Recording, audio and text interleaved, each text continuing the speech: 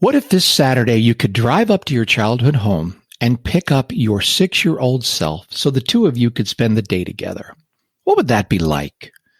What would that mean to you? Maybe there's still time. This is a special episode of Prosperity and Something Greater.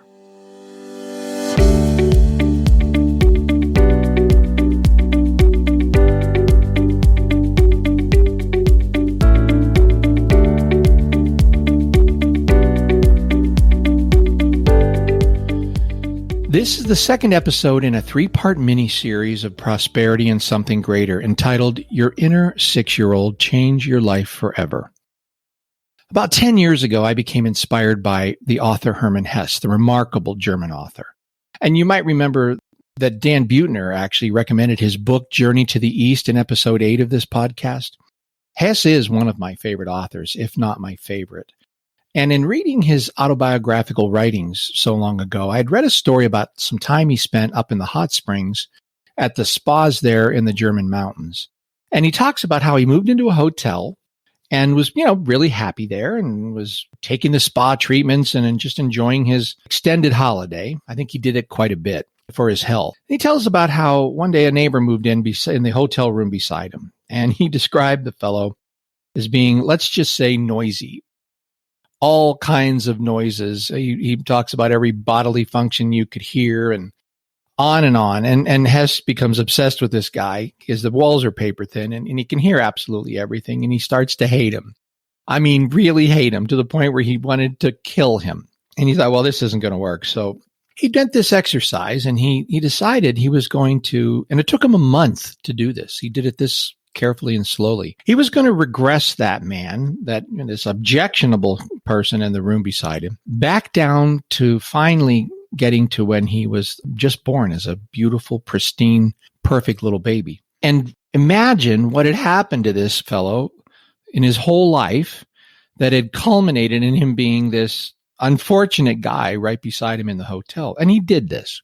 And he really took his time. He said he took about a month to do it. And by the time he got all the way down, imagining all of the hurts and arrows and stories and things that had turned this man into who he was, and he got down to when he was just a pristine, perfect little baby. And he said, it had changed everything for him, and now he loved him. And it was just fine, and he would hear the noises, but now he didn't care. That was that wonderful man, and he loved him. And then the best part is, so just when he got this all sorted out, the guy moved out and it was totally quiet again. And that drove Hesse nuts too. So it was kind of a funny ending to the story. But it got me thinking about what forms us when we're children. And I began telling this story in my talks to illustrate how self-destructive we can be and just how hard we are on ourselves and why. Why do we do this? And why are we so good at it? It's so unhelpful. And there is another way. There is a better way. And I wrote down this short talk and I turned it into a story of sorts. It's a chapter in my book, Podiatry Prosperity. And it's now a hardcover and softcover book that my daughter Annie illustrated. And you can find the book on Amazon and on the Top Practices website, where, by the way, you can get the best pricing and special pricing if you want to buy one for multiple people, everybody you love, because you would like them to hear this story. So here now for you is Your Inner 6-Year-Old. Change your life forever.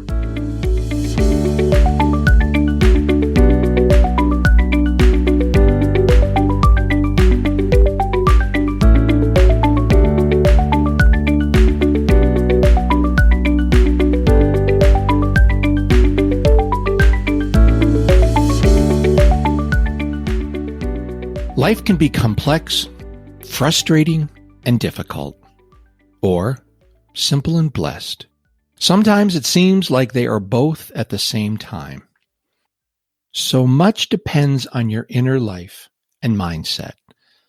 There's no point in rehashing the past because it no longer exists. There's no point in worrying about the future because it never comes. You can only live in the present moment. And when you do, you have a decent chance for a life filled with grace, peace, and happiness. Who talks trash to you? The really nasty stuff. The words that pack a psychological blow to the gut, and most likely it's not the people you work with. They're far too skilled to openly beat you up, and not your family, hopefully, at least not directly. Those messages, if they do come, can produce guilt. They're not the really horrible stuff. Nope. You are the only one who can take yourself out to the woodshed for a real beating. No one can grind your soul into dust like you can do to yourself. And we're all guilty of this, and some of us are fantastically gifted in this category. Ask yourself why. Why do you do that to yourself? What did you do that was so bad that you deserve to be psychologically beaten? And make no mistake, that's what this is, a steady drumbeat of abuse. From the one person you can't get away from, no matter how hard you try, you. This weekend, wouldn't it be fun if you could spend the day with yourself as a 6-year-old? You could drive up to your old house, and there you would be on the porch ready for you to pull up in the car. You'd run up, jump into the car, buckle your seatbelt, and with great anticipation look over at the grown-up, ready to hang out with you. And your adult self would look into the eyes of this precious child and say, "Well, Remy, what do you want to do today?" And of course, you'd already know the secrets of this little child's heart. And when your 6-year-old self answered, you would reply, "I thought you might say that. Let's go." And as you spent the day with this lovely child, how would you talk to him? I mean, you might try to teach him all about investments and suggest some great stock tips. You might even try to teach him how to access the funds to accomplish the trades, but this 6-year-old would be so lost, you would soon abandon that plan. You might tell him not to go out with a specific girl on a certain night so he could avoid 2 years of headache in the future, but this plan would most likely fail as well. What you would not do is berate and belittle this child. You would not hit this little boy in the forehead and call him stupid. You would not tell him that he always does this. You would not wake up this precious little child in the middle of the night and pound him with blow after blow of a parade of his mistakes. You would not repeat the litany of things you were told were wrong with you throughout your life by your family, your friends, anyone. You would not look at him in disgust for being too short, too tall, too fat, too skinny, too average, and on. You would not attack him incessantly with a well-rehearsed list of his shortcomings. Instead, you would nurture and cherish this little soul. You would tell him how great he is, how much you love him. You would tell him about some of the wonderful blessings that will come his way. If you could, you would tell him about his own children and how wonderful they will be, how he will flourish in his career, and how proud he'll be of that achievement. And if you could, you would tell this little child about the blessings that will rain down upon him. You would tell him that you love him and that he will make mistakes in his life, many, but that he should not be that hard on himself when it happens. You would tell him that every time he made a mistake, he meant to do the right thing. He tried to be the best person he could. And you would tell him that he's a wonderful person worthy of love and respect. And you would say that you will always be with him every minute of every day. And you will help and guide him. You will always be there for him. And you will never let him down. And you would tell him that you love him many times. This little 6-year-old would look deep in your eyes and believe every word you say, just like the adult you are today believes every word you say. So, the next time you take yourself out to the woodshed, stop. Remember to speak to yourself as though you are that 6-year-old. Resolve to never again inflict pain and suffering on yourself. Shrink yourself down to a little inner 6-year-old and look into those eyes before you speak to yourself. You'll find yourself saying, "It's okay, you weren't trying to mess that up, let's fix it. It's not that bad, you're a wonderful person worthy of love and respect." Keep your promise to that little 6-year-old you. Be your own best friend each and every day.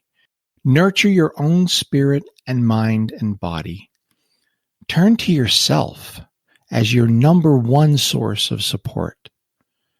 Celebrate the blessings you have. They are great and many. Stop and smell the roses every time you walk past them. If you nurture your own spirit, you'll have an almost limitless capacity to help and love others. Nurture your inner 6-year-old and you can change your life forever. This is Rem Jackson. Smile when you wake up and then have a really great day. Nothing is more important.